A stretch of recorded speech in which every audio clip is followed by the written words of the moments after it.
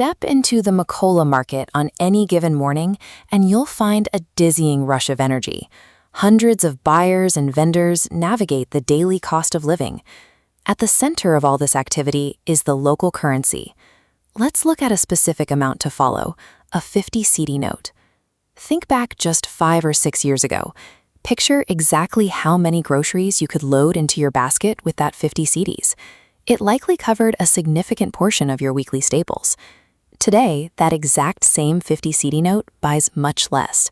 You might get a few yams and some rice before the money is gone. The physical note in your hand looks exactly the same, but an invisible force has drained its ability to buy things. This is inflation, a silent thief that slowly empties your basket over time. To see how we defend against this, let's look at a quiet residential neighborhood and meet two siblings, Kwame and Ama. They work the same job and bring home the same paycheck, but their ideas about safety are very different. Kwame hates risk. He keeps his extra cash in a lockbox under his bed, where he can see it and count it every day. Ama has a different plan. Instead of hoarding her cash, she uses it to buy small pieces of local businesses and property, putting her money to work in the community. Because the silent thief is always operating, these two different strategies will lead Kwame and Ama toward very different futures. To understand why prices rise, we have to look at how goods actually get to the market. This chart shows how one rising cost ripples through everything. When the price of oil goes up, it costs more to fuel a delivery truck. The driver has to charge the market vendor a higher delivery fee, and that vendor has to charge you more for a loaf of bread just to stay in business. Sometimes businesses don't change the price at all. They use a tactic called shrinkflation. You pay the same amount for a bag of rice, but the company quietly reduces the amount of food inside the bag.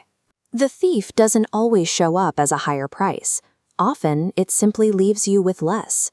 Kwame doesn't notice these small changes. He checks his lockbox and sees that the total amount of money he has saved is exactly the same as it was last year.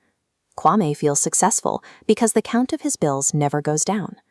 This chart shows why that feeling of success is an illusion. The solid bar is the total count of his money, but the overlaid bar shows what that money can actually buy in the real world once you subtract the rising cost of living. Over 10 years, a steady inflation rate cuts the value of those savings in half. The number of bills stays the same, but his ability to afford the things he needs disappears.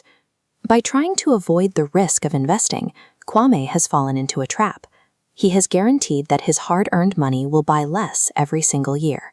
While slow inflation is a constant headwind, history shows what happens when governments print too much money and the entire system breaks down. In 1923 Germany, money lost its value so quickly that using stacks of bills as building blocks was cheaper than buying actual toys. In 2008, Zimbabwe had to print a bill worth $100 trillion just to keep up with the soaring cost of daily necessities. More recently in Venezuela, buying a single chocolate bar required a massive handful of paper bills. These extreme moments prove that paper money only holds value as long as people can trust what it will buy. Without that trust, the bills are just paper. This brings us back to Ama.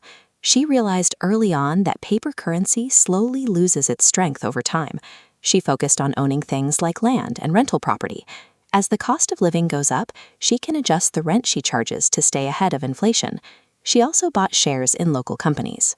When a business sees its own costs rise, it raises the prices of its products. As an owner, Ama's investment grows right along with those new prices. This graph shows how her strategy acts as a shield. The red line is the rising cost of living. The green line is the value of Ama's assets. Because she owns businesses and property that can set their own prices, her wealth keeps pace with the world around her. Ama outsmarted the thief by exchanging her cash for things that have real physical value, assets that naturally become more expensive as inflation rises. Today, Kwame is struggling to afford basic groceries, despite his years of saving. Ama, however, is financially secure because she focused on ownership. Cash is a great tool for buying things today, but it lacks the staying power to preserve the value of your labor for the long term. To protect your future, you must accept the short-term ups and downs of the market and invest in assets that grow. Focus on building your ability to afford the life you want, rather than just collecting a pile of paper currency.